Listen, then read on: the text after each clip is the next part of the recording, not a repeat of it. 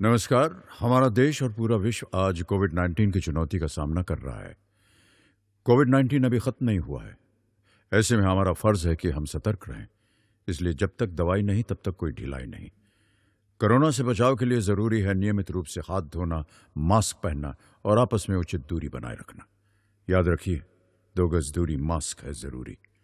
खांसी, बुखार या सांस लेने में कठिनाई होने पर हेल्पलाइन नंबर 1075 पर संपर्क करें। नमस्कार बच्चों, कैसे हैं आप? आज जीव विज्ञान की इस कक्षा में आपका स्वागत है और मैं डॉक्टर अमिता शर्मा, व्याख्याता जीव विज्ञान लक्ष्मी मंडी में पदस्थ हूँ और आज आपके समक्ष मानव जनन भाग 3 के बारे में बताऊंगी। अंड जनन का शब्द शाब्दिक अर्थ ही आप समझ सकते हैं कि अंड जनन का अर्थ होता है अंडाशय से अंडाणुओं का निर्माण होना। अंडाशय से अंडाणुओं का निर्माण कहाँ पर होता है, ये आपको इसके पहले वाले भाग 2 में बताया गया था कि ओवरी में अंडाणु का निर्माण होता है। अंडाशय में अंडाणुओं का निर्माण जो है वो शुरू हो जाता है भ्रूणीय परिवर्धन के समय ही।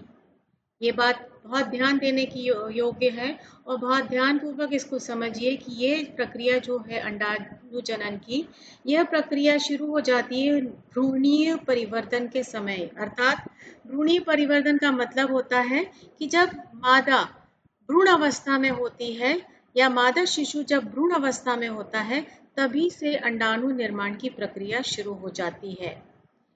ये इसलिए इम्पोर्टेंट है क्योंकि जो नर होते हैं उनमें जो शुक्राणु जनन की प्रक्रिया होती है वो यौवन अवस्था के बाद शुरू होती है, लेकिन मादाओं में यह अवस्था शुरू हो जाती है जब भ्रूणीय परिवर्तन के समय से ही शुरू हो जाती है, लेकिन जन्म के बाद ये प्रक्रिया समाप्त हो जाती है। तो जब भ्रूणीय परिवर्धन अवस्था में जब ये शुरू हो जाती है, तब यहाँ पर अंडाणुओं का निर्माण होता है। तो अंड जनन की प्रक्रिया होती है, उसमें बहुत सारे कई मिलियन अंडाणुओं का निर्माण होता है। इन अंडाणुओं को हम मातृ जनन कोशिका भी कहते हैं या मातृ युग्मक कोशिका हिंदी में, या उसको हम oogonia भी कहते हैं। यह वह कोशिका होती है जो अंडाणु का निर्माण करती है। अब oogonia में जो विभाजन की प्रक्रिया शुरू होती है, यह प्रक्रिया आप इसमें देख सकते हैं इस डायग्राम में। यह प्रक्रिया अंडाणु की बनने की प्रक्रिया ओवरी में शुरू हो जाती है, अंडाशय में, और यहाँ विभाजन की प्रक्रिया शुरू होती है। सबसे पहली स्टेज जो होती है वो शुरू होती है, यहाँ पर से अर्धसूत्री विभाजन प्रथम शुरू होता है। अर्धसूत्री विभाजन जब प्रथम शुरू होता है तो ये पूरा कंप्लीट नहीं होता है। यहाँ पर एक कोशिका का निर्माण होता है, उस कोशिका में विभाजन होता है और यह कोशिका जो है जिसको हम अर्धसूत्री वन में, और वो भी केवल अर्धसूत्री वन में भी प्रोफेज 1 जो है वहीं तक होता है, उसके बाद नहीं होती है। तो ये इसको हम कहते हैं डेवलपिंग प्राइमरी फॉलिकल, जो कि शुरुआत हो जाती है oocyte के निर्माण की, या जिसको हम कहते हैं प्राइमरी oocyte या पुटक का निर्माण शुरू हो जाता है। यहाँ पर जब निर्माण शुरू होता है तो अर्धसूत्री विभाजन पहली की प्रक्रिया शुरू होती है, लेकिन पूरी नहीं हो पाती है, केवल पूर्वावस्था की प्रथम अवस्था तक ही हो पाती है। अब इसका विभाजन शुरू हो जाता है और इससे 2 कोशिकाएं बनती हैं, लेकिन यहाँ पर आप देख रहे हैं कि अपन एक कोशिका का ही थोड़ा सा दिखा रहे हैं, 1 से 2 कोशिकाओं का निर्माण होता है। अब यह कोशिका जब बनती है तो यहाँ पर जो गुणसूत्रों की संख्या होगी वो 2n ही होगी, और यहाँ पर जो प्राइमरी फॉलिकल जो बनता है उसमें भी जो गुणसूत्रों की संख्या होती है वो 2n ही रहती है, क्योंकि यहाँ पर अभी जो अर्धसूत्री विभाजन की अवस्था है वो रुक जाती है। अब जब प्राइमरी उसकी अवस्था रुक जाती है तो उसके कारण प्राइमरी oocyte का जो डेवलपमेंट होता है, या जिसको हम कहते हैं प्राइमरी पुटक का निर्माण होता है, इसको हम इंग्लिश में प्राइमरी फॉलिकल भी कहते हैं, इसका निर्माण होता है और यहाँ पर गुणसूत्रों की संख्या 2n होती है। इसके बाद और कणिकामय लेयर का एक निर्माण होता चला जाता है और कणिकामय लेयर्स बनती हैं, जिसके द्वारा सेकेंडरी oocyte का या सेकेंडरी फॉलिकल का निर्माण हो जाता है। यहाँ भी देखेंगे आप गुणसूत्रों की संख्या 2n ही होती है। इसके बाद धीरे धीरे और सेल्स की निर्माण होती जाती और लेयर्स बनती चली जाती हैं और यहाँ पर से टर्शरी बन जाता है, जिसको हम कहते हैं टर्शरी फॉलिकल या तृतीय पुटक बन जाता है। जब तृतीय पुटक बनने वाला होता है तब यहाँ पर जो है अर्धसूत्री विभाजन की अवस्था जो होती है पहली अवस्था यहाँ पर पूर्ण हो जाती है और यहाँ पर आप देखेंगे कि गुणसूत्रों की संख्या जो है वो आधी हो जाती है और आधी होने के बाद यहाँ पर 2 सेल्स आपको दिखाई दे रहे बने हुए। ये सेल्स जो है एक अंडाणु का निर्माण करता है और एक जो है बड़ा वाला जो वो अंडाणु का, दूसरा जो है पोलर बॉडी का निर्माण करता है। ये पहली पोलर बॉडी होती है जो कि इनका कोई रोल नहीं होता है। सेकेंडरी oocyte में पहली पोलर बॉडी बन जाती है और टर्शरी उसमें बनती है। उसके बाद जो है इस पोलर बॉडी का कोई काम नहीं होता है, वह अपने आप ही नष्ट हो जाती है। इस टर्शरी फॉलिकल या टर्शरी पुटक के चारों ओर और मोटी लेयर का निर्माण होता चले जाता है और सेल्स का निर्माण होता है जो कि एक मैच्योर या परिपक्व फॉलिकल या पुटक का निर्माण करते हैं। अब इस पुटक को हम नाम देते हैं ग्राफियन फॉलिकल। ये ग्राफियन फॉलिकल में जो है यहाँ पर आप देख रहे हैं एक सेकेंडरी oocyte होता है और सेकेंडरी पोलर बॉडी का निर्माण हो जाता है। ये जो सेकेंडरी oocyte का निर्माण होता है इसको हम अंडाणु कहते हैं। अब यह अंडाणु फिमरी के द्वारा एम्पुलरी इस्थिमस जंक्शन, जो उसके बारे में आपको मैंने भाग 2 में बताया था, वहां पर पहुंचता है। लेकिन उसके पहले यहाँ पर जो पोलर बॉडीज बनती हैं वो नष्ट हो जाती हैं और उनका कोई बहुत महत्वपूर्ण रोल नहीं होता है। अब यह जो परिपक्व ग्राफियन फॉलिकल जिसका निर्माण हो चुका है, यहाँ पर एक और मोटी सी लेयर बन जाती है इसी लेयर को हम कहते हैं, ये जो लेयर होती है इस लेयर का जो निर्माण होता है इसको हम कहते हैं ज़ोना पेल्यूसिडा। इसके पहले वाले भाग में मैंने आपको बताया था कि ज़ोना पेल्यूसिडा को चीरने का काम या चीर के अंदर पहुंचने का काम जब शुक्राणु करता है तो वो शुक्राणु को जो है, जो उसमें एक्रोसोम होता है, शुक्राणु का जो सर होता है, हेड होता है, उसका जो ऊपर का भाग होता है उसको हम एक्रोसोम कहते हैं। उसमें एक स्पेशल रासायनिक स्राव होता है जिसके द्वारा कि वो इस ज़ोना पेल्यूसिडा को चीर कर अंदर प्रवेश कर जाता है। जब वो अंदर प्रवेश करता है तब ये जो सेकेंडरी आपका जो मियोसिस अर्धसूत्री विभाजन की जो दूसरी अवस्था है वो पूर्ण हो जाती है। वो तभी पूर्ण होती है जब वह उसके अंदर शुक्राणु उसके अंदर प्रवेश कर जाता है। इस तरह की प्रक्रिया जिसमें कि ये ग्राफियन फॉलिकल रप्चर होकर अंडाणु उससे बाहर निकलता है, ये आप देख रहे हैं इसमें से अंडाणु निकल चुका है। यहाँ पर ये इसकी ज़ोना पेल्यूसिडा रप्चर हो चुकी है और उसके द्वारा अंडाणु बाहर निकल चुका है। इसी प्रक्रिया को हम अंडोत्सर्ग कहते हैं। बहुत इंपॉर्टेंट है, आप इसको पॉइंट को नोट कर लीजिए चाहे तो, कि अंडोत्सर्ग या ओव्यूलेशन हम किसे कहते हैं। तो अंडोत्सर्ग या ओव्यूलेशन वह प्रक्रिया है जिसके में अंडाणु ग्राफियन फॉलिकल से फटकर बाहर निकल आता है। इस प्रक्रिया को हम अंडोत्सर्ग या ओव्यूलेशन कहते हैं।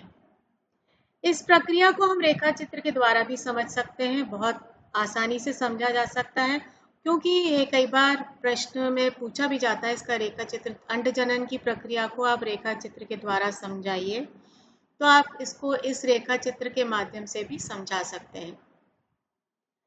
अंडजनन की प्रक्रिया शुरू होती है अंडाशय में अंडाणु के निर्माण की। सबसे पहली जो कोशिका होती है जनन कोशिका, उसमें गुणसूत्रों की मात्रा जो होती है वो 2n ही रहती है।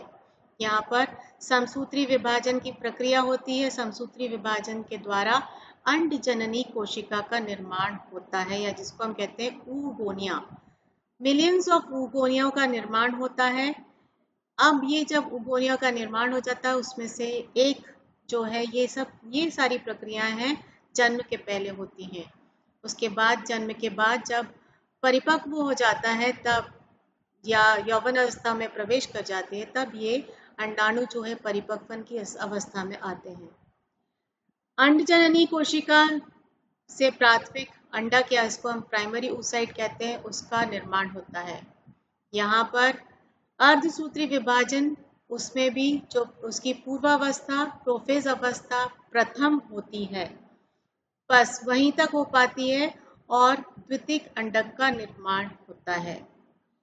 जब यह द्वितीयक अंडक का निर्माण होता है, तब यहाँ पर अर्धसूत्री विभाजन 2 की प्रक्रिया होती है शुरू, जो कि निषेचन पूर्व होती है, उससे अंडाणु का निर्माण होता है।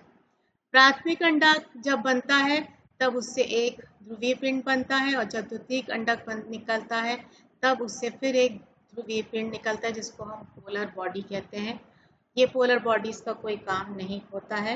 ये पोलर बॉडीज केवल बनती हैं और बाद में नष्ट हो जाती हैं। यह था रेखा चित्र। इस रेखा चित्र को आप बहुत ध्यानपूर्वक चाहे तो कॉपी में बना भी लीजिए, क्योंकि ये बहुत इंपॉर्टेंट होता है। कई बार आपके प्रश्न पत्र में पूछा भी जाता है कि अंडजनन की प्रक्रिया को रेखा चित्र के द्वारा समझाइए। सेकेंडरी oocyte में मियोसिस 2 तभी होगा जब उसमें स्पर्म प्रवेश करेगा और विभाजित होकर वो ओवम और सेकेंड पोलर बॉडी बनता है। अब यह देखते हैं कि अब यहाँ पर ये प्रक्रिया पूर्ण हो जाती है और एक अंडाणु का निर्माण हो जाता है। तो अंडाणु में क्या क्या चीजें होती हैं, इसको भी देख लें। यह एक अंडाणु का नामांकित चित्र है। ये भी कई बार आपके प्रश्न पत्रों में पूछा गया है, महत्वपूर्ण है ये कि अंडाणु का नामांकित चित्र बनाइए। इसका आप नामांकित चित्र बनाएंगे। ये अंडाणु का नामांकित चित्र है, उसमें अंदर एक केंद्रक होता है, ये फॉलिकुलर सेल्स होते हैं, और एक ही छोटी सी इसके अंदर एक पोलर बॉडी होती है, जिसको हम फर्स्ट पोलर बॉडी कहते हैं। अब यहाँ तक तो अंडाणु की बात कर ली। अंडाणु के निर्माण के पश्चात जो सेल्स होते हैं वो पहुंचते हैं अब आपके शुक्राणु जो है वो पहुंचता है, आपको इसके पहले वाले भाग में बताया था, एम्पुलरी इस्थमस जंक्शन पर। तो ये जो अंडाणु है, अंडाणु जो है, ये अंडाणु एम्पुलरी इस्थमस जंक्शन तक कैसे पहुंचेगा, इस प्रक्रिया को देखेंगे। तो ये जो अंडाणु का निर्माण हो जाता है, यह ओवरी में आपने बाहर उसके जो चित्र देखा था, उसमें देखा था फिम्बरी होते हैं, जो कि जालर के समान संरचना होती है। उसके द्वारा यह फिम्बरी के माध्यम से अंडवाहिनी में प्रवेश करेगा। जब अंडवाहिनी में ही जो एम्पुलरी इस्थमस जंक्शन होता है, वहां पर जाकर जो शुक्राणु से उसका संलयन होता है और वह जायगोट का फॉर्मेशन कर देता है। अब ये जो जायगोट का फॉर्मेशन हो गया, जायगोट का मतलब हो गया निषेचन की क्रिया, ये दूसरी घटना हो गई है। ये इसके पहले की जितनी घटनाएं थी, ये थी निषेचन पूर्व घटनाएं। अब है निषेचन की घटना। निषेचन की घटना में केवल नर युग्मक मादा युग्मक के साथ संलयित होकर एक युग्मनज का निर्माण करता है, जिसको हम कहते हैं फर्टिलाइजेशन, या जायगोट का निर्माण कर देता है। इस प्रक्रिया को हम निषेचन या फर्टिलाइजेशन कहते हैं। तो फर्टिलाइजेशन या निषेचन की क्रिया क्या है? वह क्रिया जिसमें अंडाणु शुक्राणु का संलयन होता है।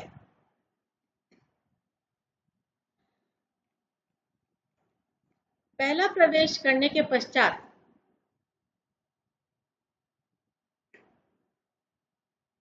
यह देखिए, इसमें पहले प्रवेश के साथ ही ये आप देख रहे हैं ओव्यूलेशन की प्रक्रिया कि जब शुक्राणु का संलयन अंडाणु से हो जाता है तो वो जोना पेलुसिडा, यहाँ पर आप देख रहे हैं ये जोना पेलुसिडा की जो लेयर है ये बहुत कठोर हो जाती है। कठोर होने के साथ साथ ये फिर और दूसरे शुक्राणुओं के प्रवेश को रोक देती है।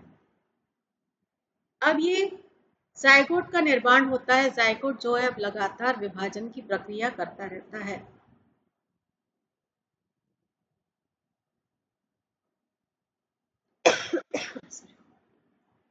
लगातार विभाजित होके दो कोशिकाओं को दो सेल की स्टेज बनाता है, 2 से 4, 4 से 8।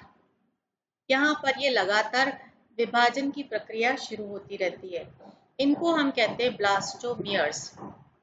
ये जो प्रक्रिया हो रही है यहाँ पर लगातार विभाजन की, इनको हम कहते हैं ब्लास्टोमियर्स। 2 से 4, 4 से 8, 8 से 16, 16 से 32 वाली जो स्टेज होती है जिसमें कि कोशिकाएं लगातार और बनाती रहती हैं, इस स्टेज को हम मॉड्यूलर स्टेज कहते हैं। अब ये मॉड्यूलर स्टेज के बाद जब 16 से 32 बन गए, 32 से 64 हो जाते हैं, इनका लगातार विभाजन चलता रहता है और जब ये 64 से ऊपर हो जाते हैं तो इसको हम कहते हैं ब्लास्टुला। ब्लास्टुला स्टेज बन जाती है और जब 128 से ऊपर की संख्या हो जाती है तो यह एक ब्लास्टोसिस्ट का निर्माण कर देती है, जिसको हम कहते हैं ब्लास्टोसिस्ट। इसमें कई लेयर्स बन जाती हैं कोशिकाओं की। यहाँ पर आप देख रहे हैं कि ये ब्लास्टोसिस्ट जो है ये यूट्रस की एक अंदर की लाइनिंग में आके चिपक जाता है, क्योंकि यूट्रस जो है, यूट्रस जिसको हम गर्भाशय कहते हैं, वो 3 स्तरों का बना हुआ होता है।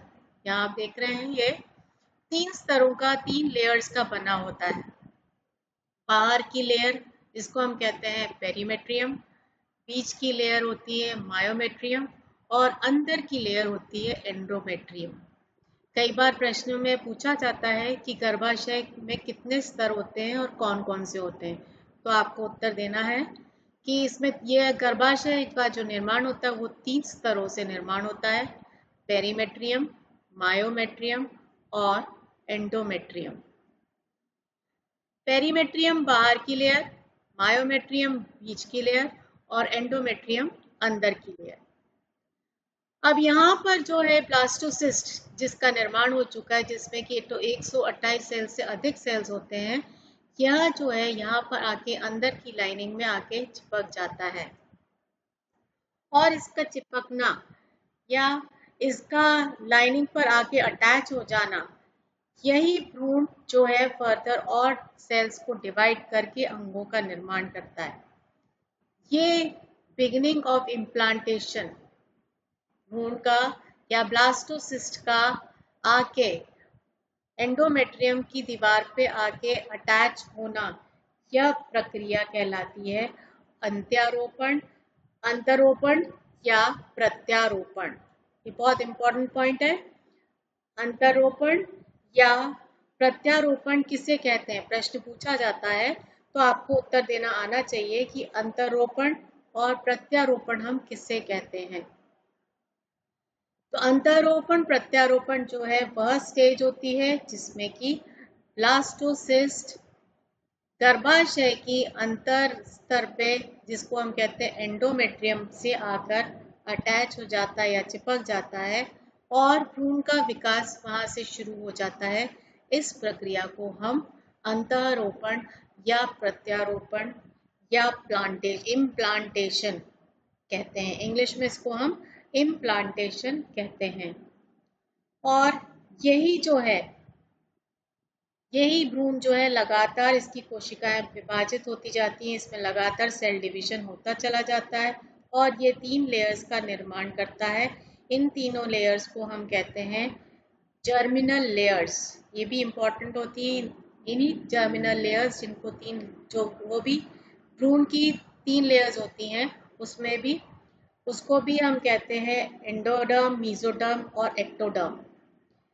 एंडोडर्म, मेसोडर्म और एक्टोडर्म, ये जो 3 लेयर्स भ्रूण की बनती हैं। इन्हीं 3 लेयर्स के द्वारा बाकी के शरीर के अंगों का निर्माण होता है। इन्हीं तीनों स्तरों से शरीर के विभिन्न अंगों का निर्माण शुरू हो जाता है और इन्हें हम कहते हैं जर्मिनल लेयर्स। ये बहुत इंपॉर्टेंट पॉइंट्स हैं 3 जिनको आपको मैंने बताया।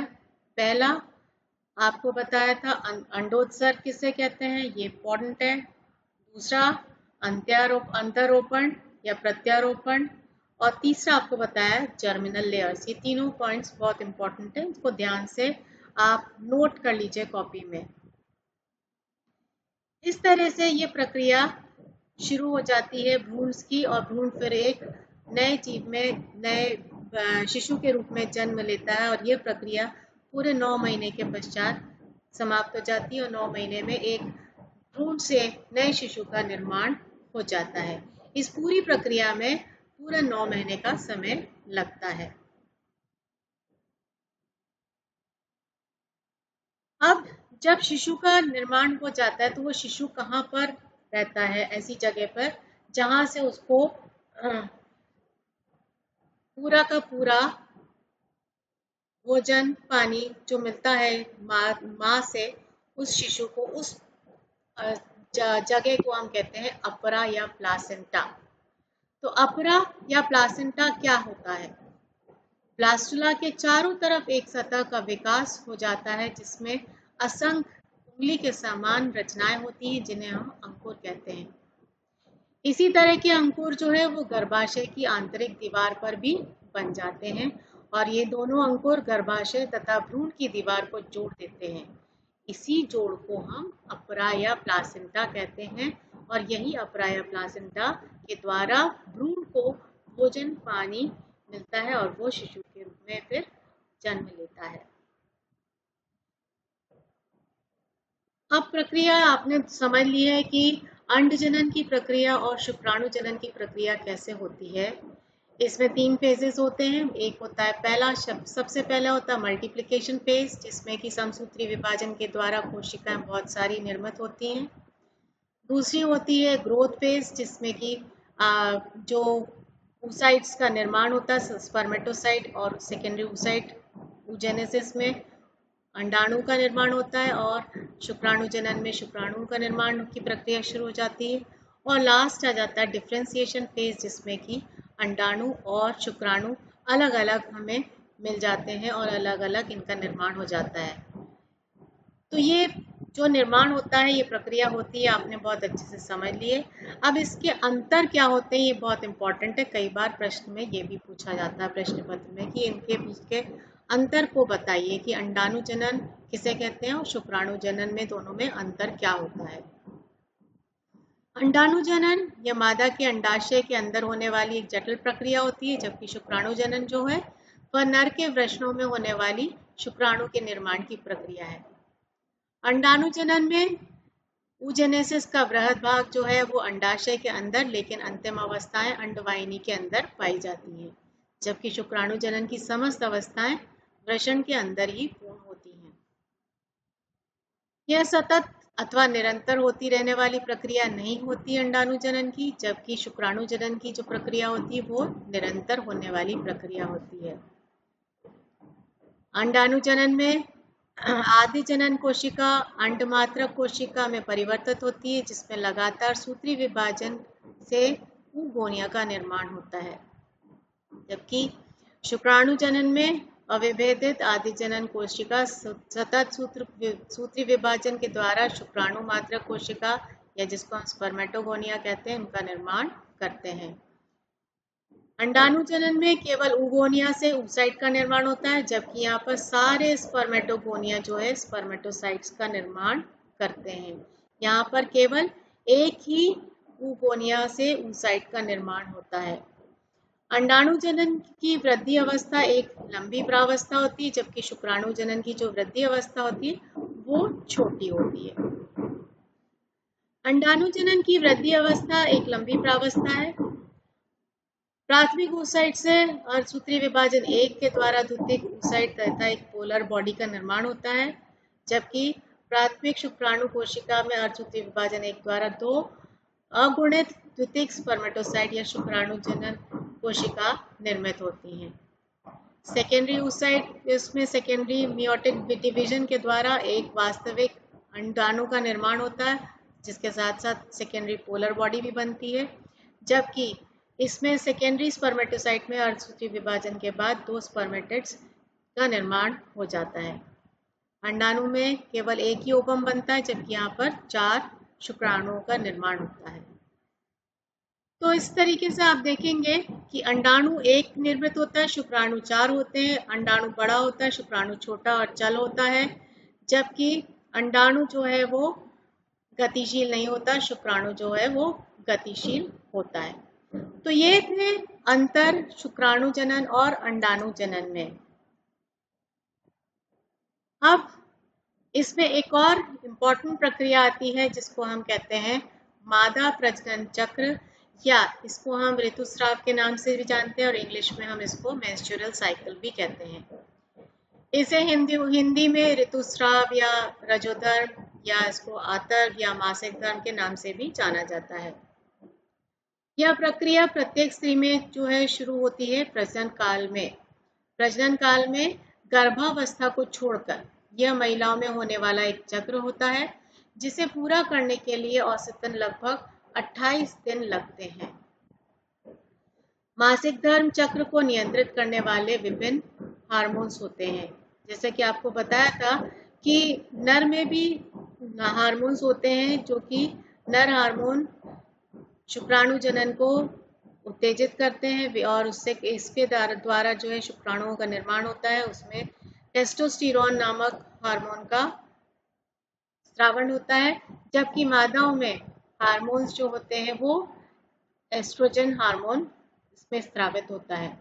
तो मासिक धर्म को नियंत्रित करने वाले जो हार्मोन्स होते हैं, यहाँ पर आप देख रहे हैं कि एक है LH होता है जिसको हम कहते हैं luteinizing hormone, FSH follicle stimulating hormone, progesterone और एस्ट्रोजन।